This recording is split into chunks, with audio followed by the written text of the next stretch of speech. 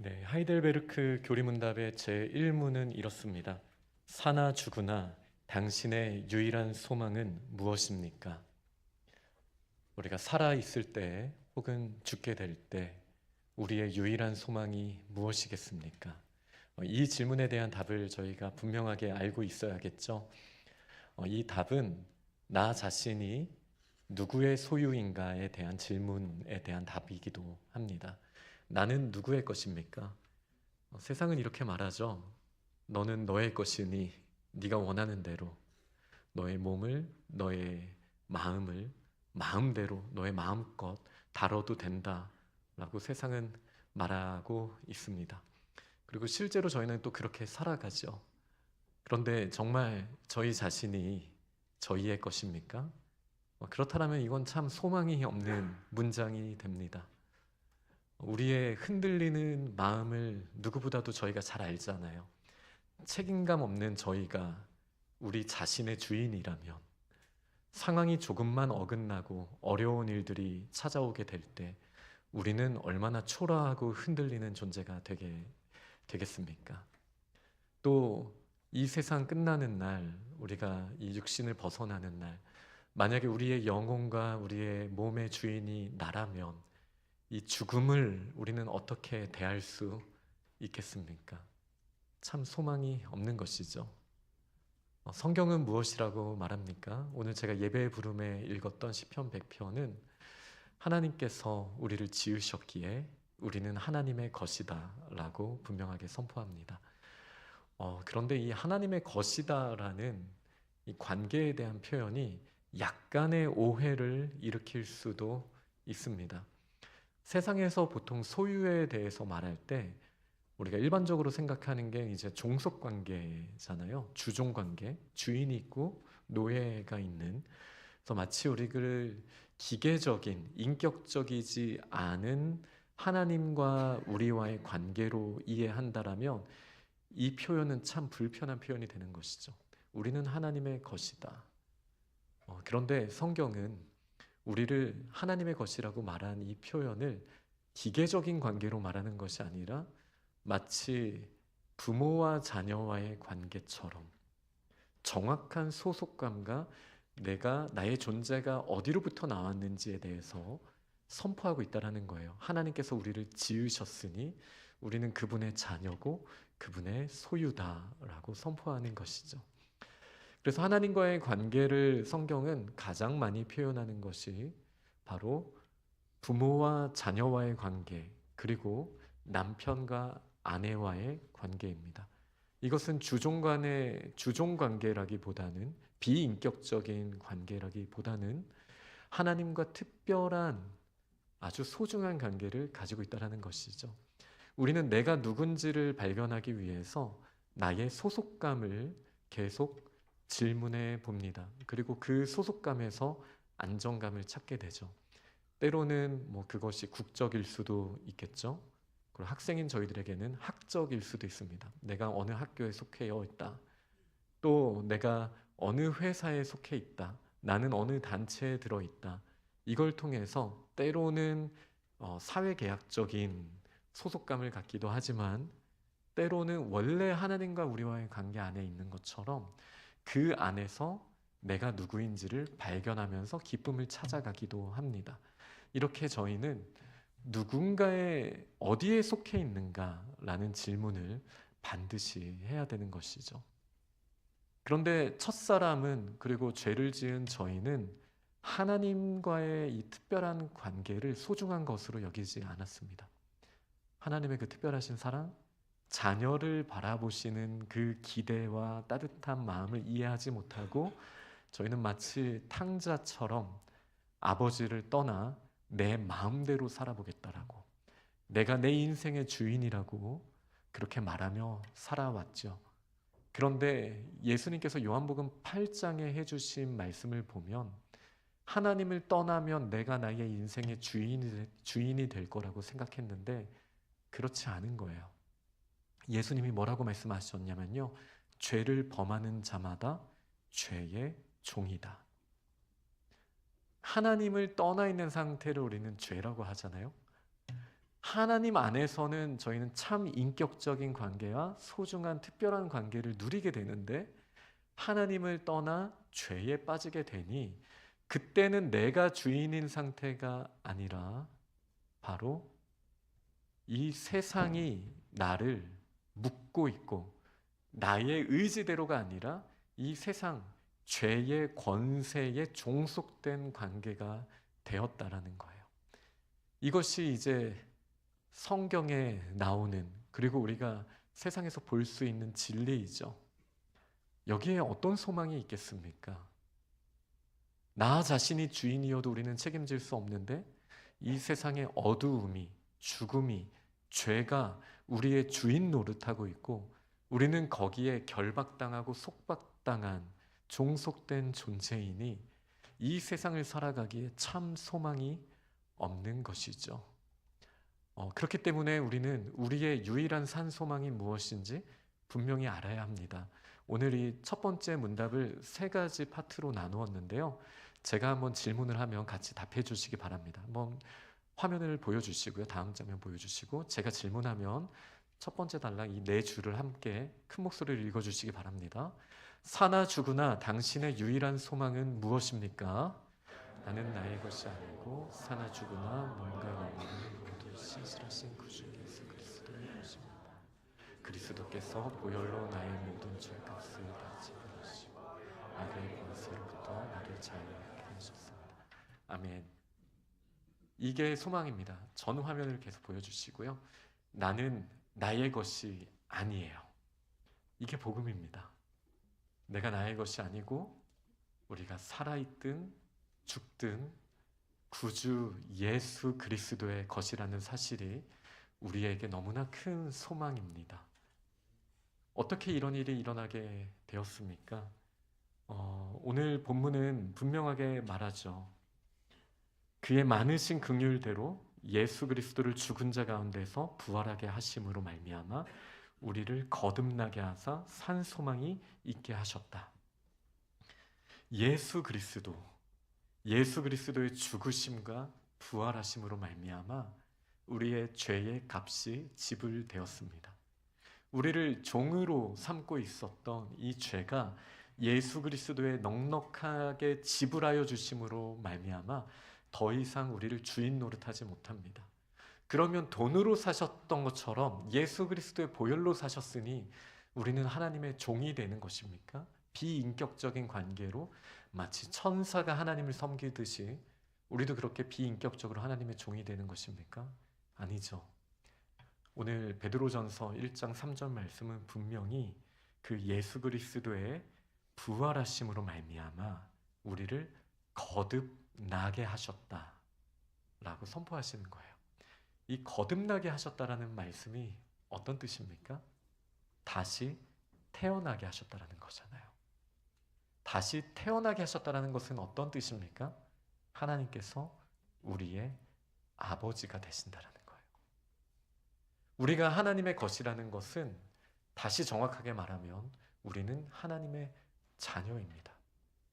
우리를 가장 사랑하시는 분, 천지를 지으신 분이 우리를 만드셨을 뿐만 아니라 죄의 종이 되었던 우리를 위하여 대가를 지불하시고 우리를 살려주셨습니다.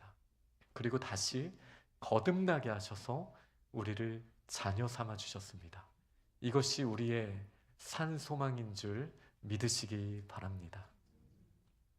내가 나의 것이었다라면 정말 소망이 없는 것이죠. 그러나 죽은 자 가운데서도 예수 그리스도를 살리신 우리 하나님의 그 크신 은혜가 우리가 어두움 가운데 있는 것처럼 보여지고 죽음이 우리 앞에 아른거린다 이렇게 느껴진다 할지라도 죽음에서부터도 부활시키신 하나님의 능력이 우리 자녀들을 향한 약속으로 여전히 우리에게 펼쳐져 있습니다.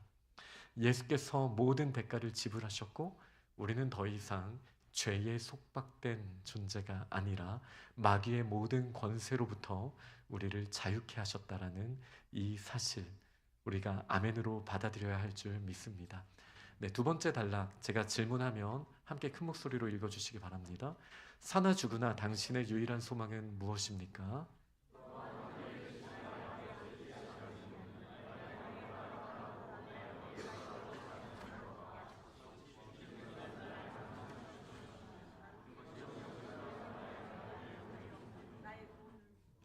아멘. 네. 우리의 정말 소망은 하나님의 자녀이기 때문에 우리 아버지께서 우리를 붙들어 주시고 지켜 주신다라는 이 사실입니다. 물론 저희 머리카락이 빠지죠. 이건 참 저의 큰 고민이기도 한데, 그런데 이 떨어지기는 하지만, 머리카락이 떨어지기는 하지만 아버지의 뜻이 그 가운데 있다라는 거예요. 여기에서 약간 이제 팽팽한 긴장감이 조금 생기는 것이죠. 내가 하나님의 자녀인데 왜 이 땅에서 어려운 일이 있지? 왜 고난이 찾아오지? 내가 선한 뜻을 세우고 하나님께 기도하면서 열심히 해보는데 나의 앞에 자꾸 장벽들이 생기지? 이런 질문을 합니다.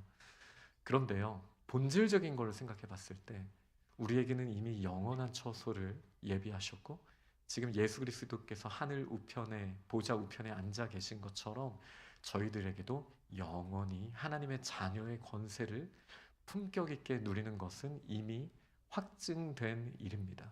그러나 이 땅을 살아가는 가운데 여전히 하나님께서 많은 생명들을 구원하시기 위하여 또 이 땅 가운데, 변수가 있는 이 땅 가운데 하나님의 영광을 드러내시기 위한 방편으로 여전히 이 땅 가운데 죄가 있지만, 고난이 있고 어려움이 있지만 하나님의 자녀들을 이곳에 보내주셨다라는 사실이에요.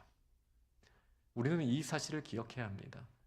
만약에 하나님, 저에게는 어떤 고통도 없기를 원합니다, 이 표현은 저는 이 땅에서의 삶이 아무 의미 없다고 생각합니다. 저를 그냥 지금 바로 천국에 데려가 주세요 라는 그런 고백과도 사실 같은 것이죠.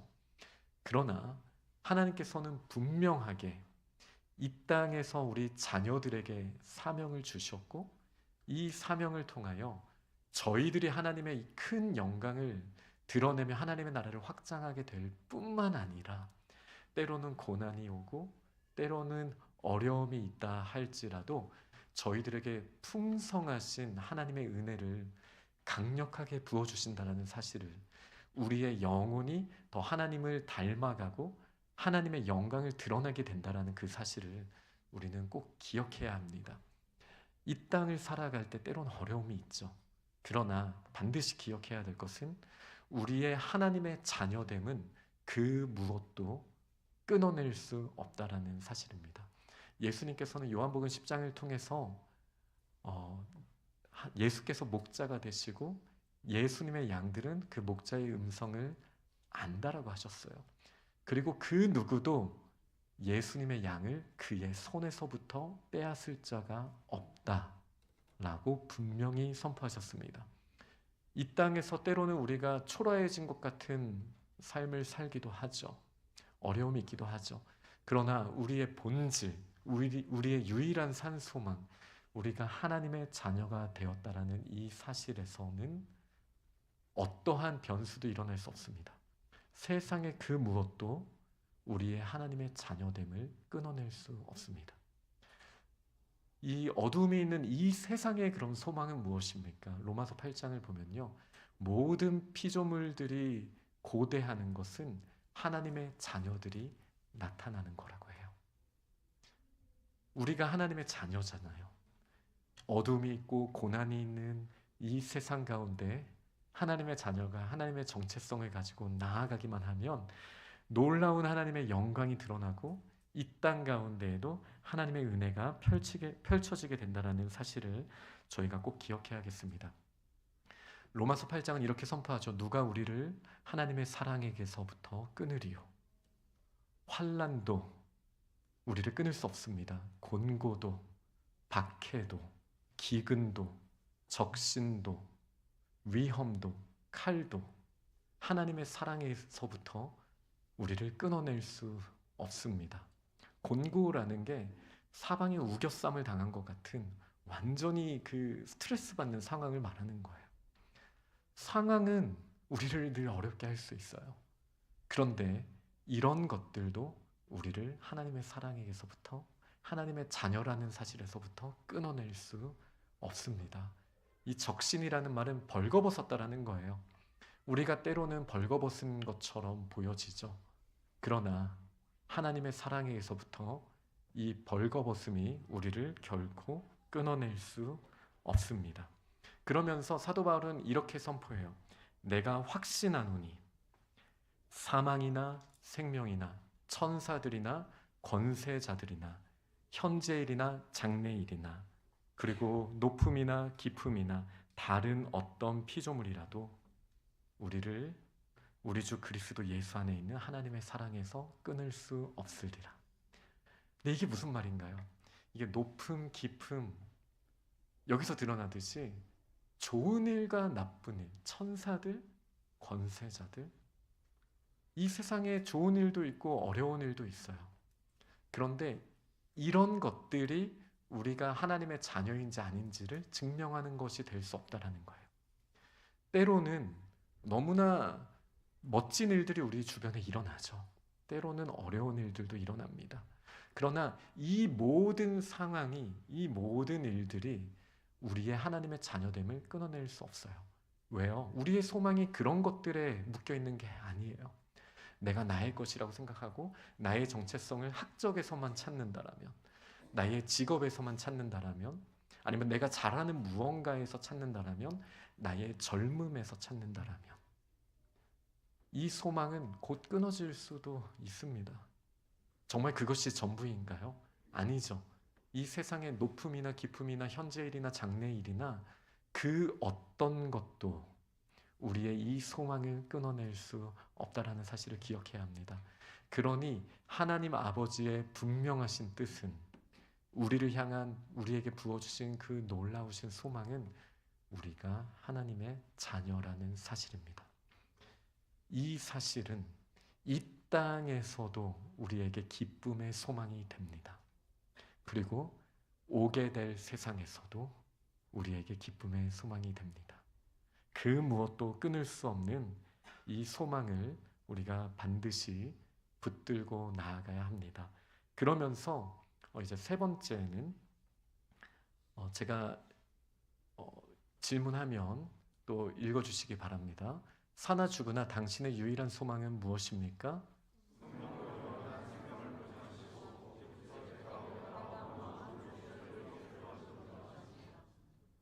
네, 이 하나님의 자녀됨이라는 이 사실이 성령으로 보증이 되었다. 영원한 생명까지도.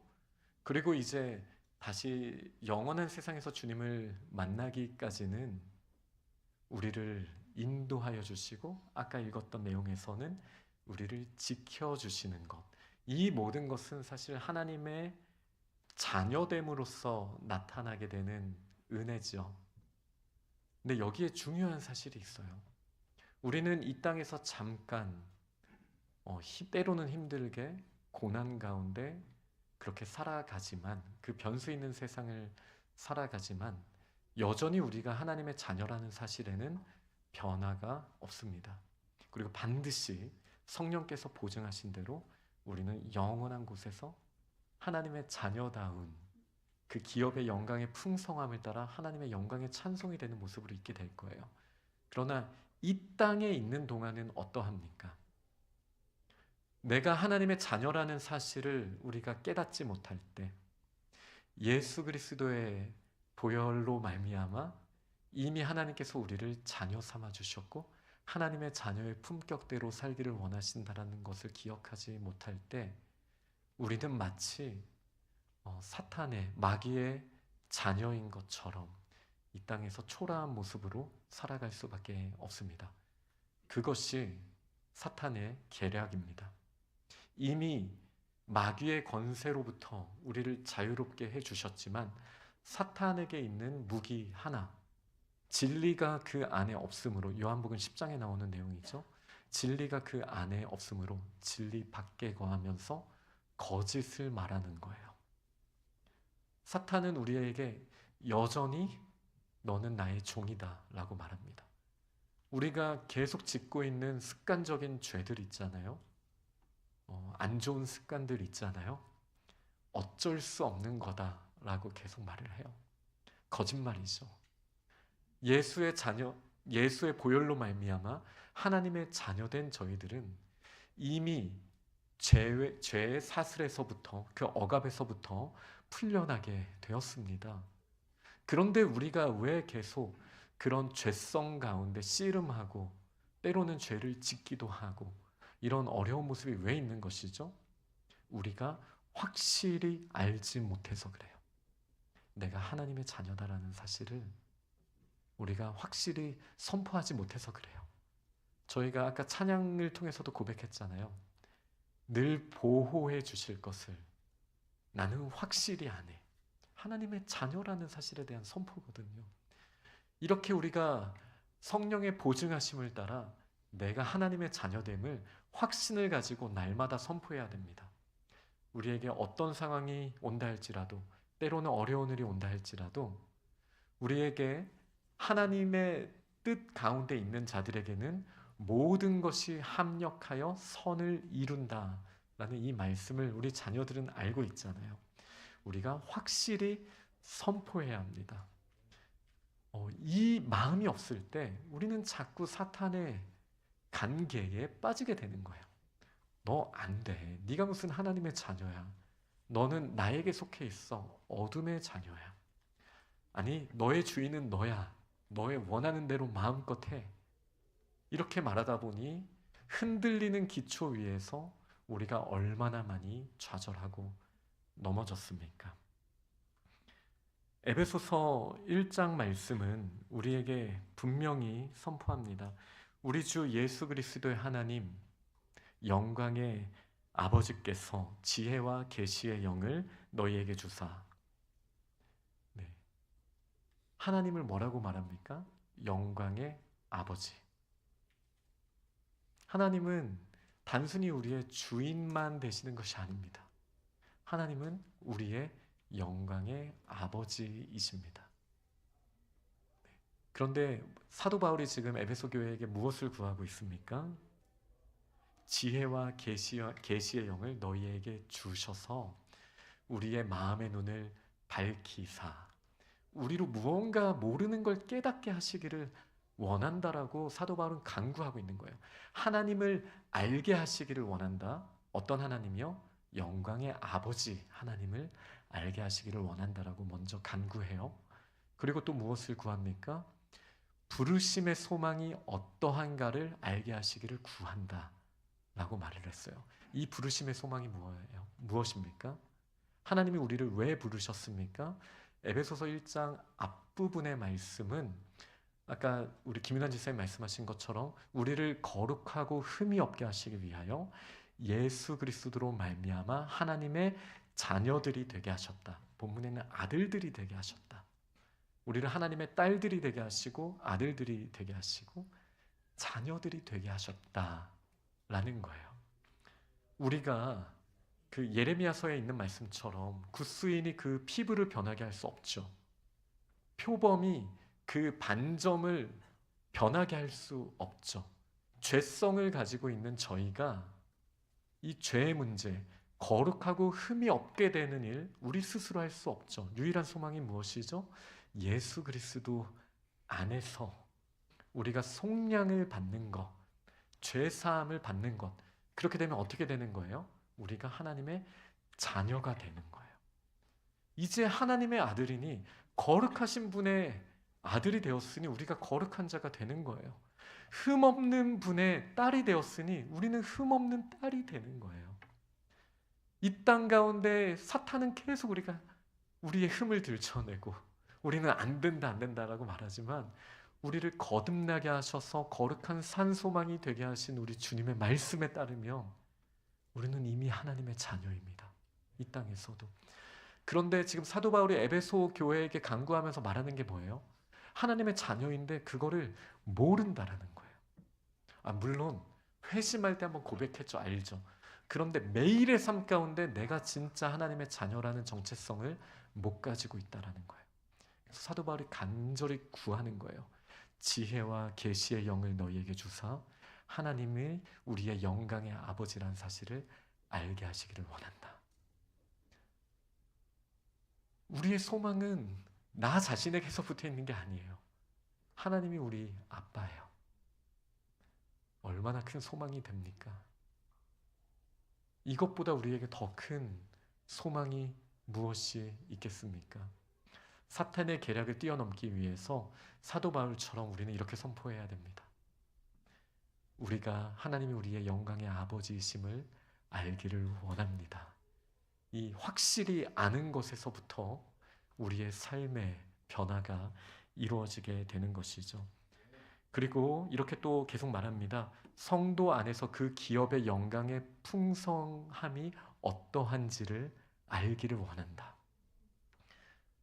기업의 풍성함이라는 게 무엇인가요? 하나님의 자녀들에게는 유산을 주시는 거예요. 이 유산을 구약 성경에는 기업이라는 표현을 씁니다.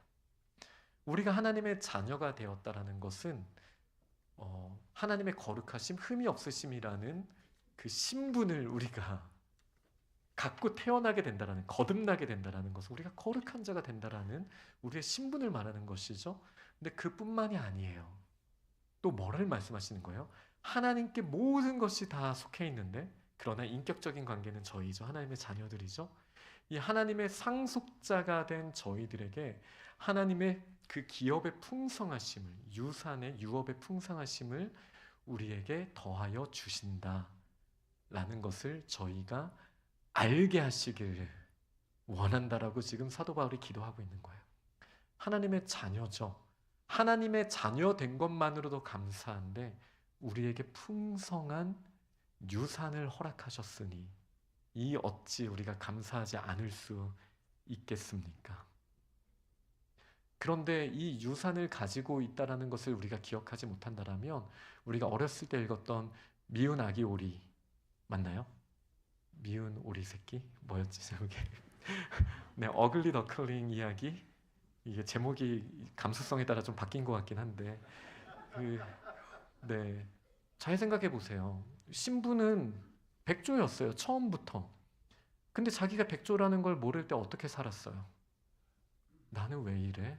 나는 왜 이렇게 달라? 그러면서 오리처럼 살아보려고 애쓰지 않았겠습니까? 얼마나 안타깝습니까? 중요한 건 뭐예요? 우리가 하나님의 자녀로 스스로 될 수 없어요. 사람이 거듭나는 방법은, 유일한 방법은 하나님의 은혜밖에 없어요. 근데 그 은혜를 저희가 힘이 입었다라면 이제부터 중요한 건 뭐예요? 그거를 아는 거라고요.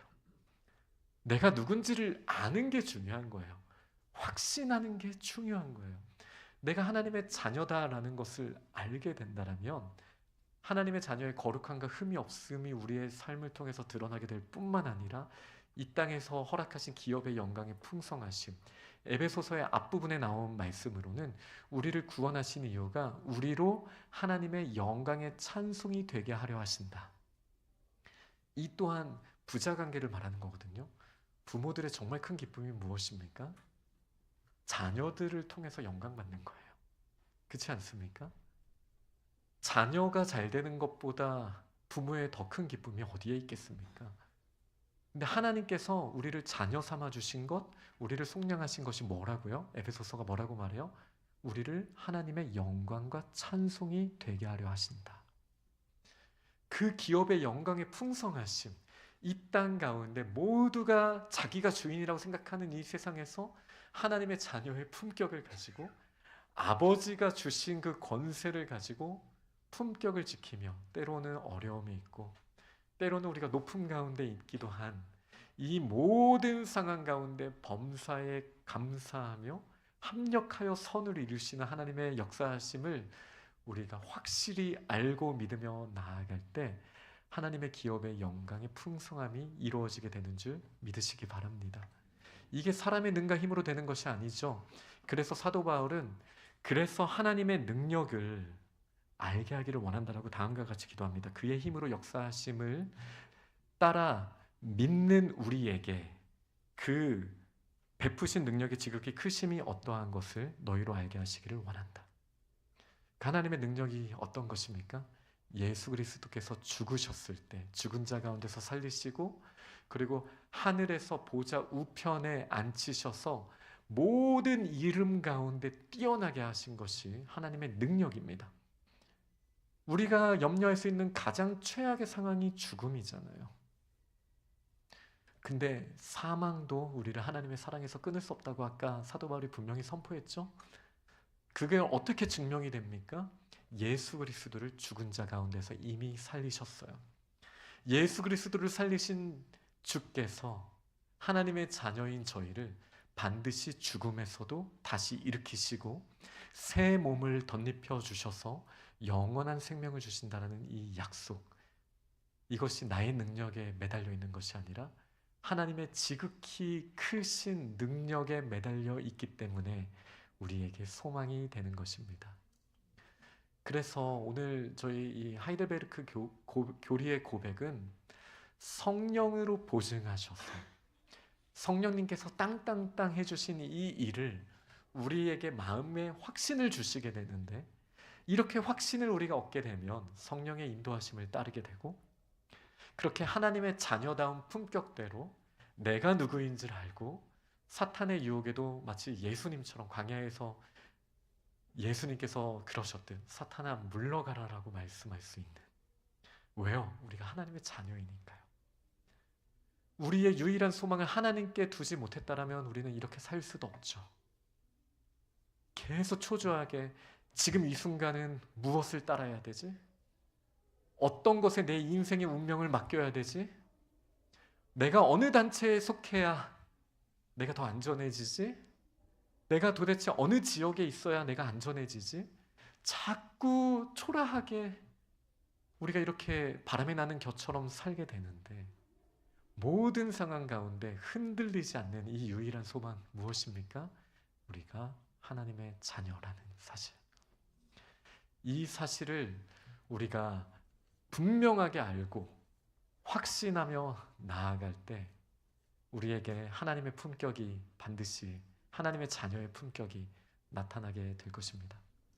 이미 끊어내신 죄의 속박에서부터 우리를 자유케 하신 하나님, 더 이상 죄 때문에 씨름하고 고민하는 것이 아니라 하나님의 영광을 바라보며 하나님의 나라의 품격을 계속 드러내는 저희가 될 줄 믿습니다. 네, 말씀을 맺도록 하겠습니다. 이렇게 분명한 우리의 소망은 하나님의 자녀가 되었다는 사실, 아버지이신 하나님께서는 우리를 눈동자같이 보호하시고 그 보호하심은 당장 눈앞에 보이는 것 정도가 아니라 영원한 생명으로 연결되어 있다는 것, 그리고 힘들어 보이는 이 세상에서도 여전히 피조물들은 하나님의 자녀들이 나타나기를 고대하고 있는데, 왜 하나님의 자녀들이 숨어 있는가? 우리가 확실히 알지 못해서 그래요. 내가 하나님의 자녀라는 사실을 선포하지 못하고 날마다 당당하게 하나님의 자녀의 품격을 드러내지 못하기 때문에 그렇다는 사실을 우리는 분명히 알았습니다. 그러면 이 유일한 소망을 우리가 어떻게 알아갈 수 있습니까? 라는 질문이 두 번째 질문이거든요. 이 질문을 보고 마치도록 하겠습니다. 다음 페이지. 이러한 소망의 기쁨 안에서 살다가 죽기 위하여 당신은 무엇을 알아야 합니까? 세 가지를 알아야 되는데요. 제가 첫째, 둘째, 셋째 하면 이렇게 읽어주세요. 첫째, 둘째, 셋째.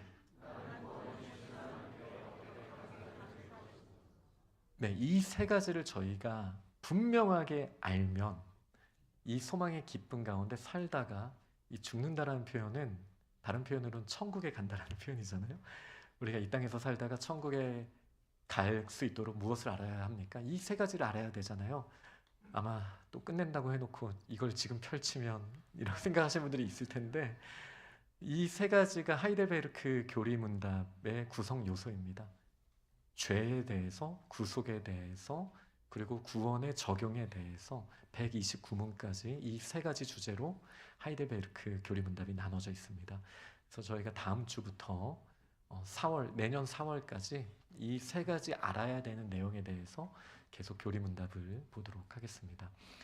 어떻게 하나님의 자녀라는 사실 흔들리지 않고 확신 가운데 선포하는 우리 믿음의 공동체가 다 되시기를 간절히 축원합니다. 아멘.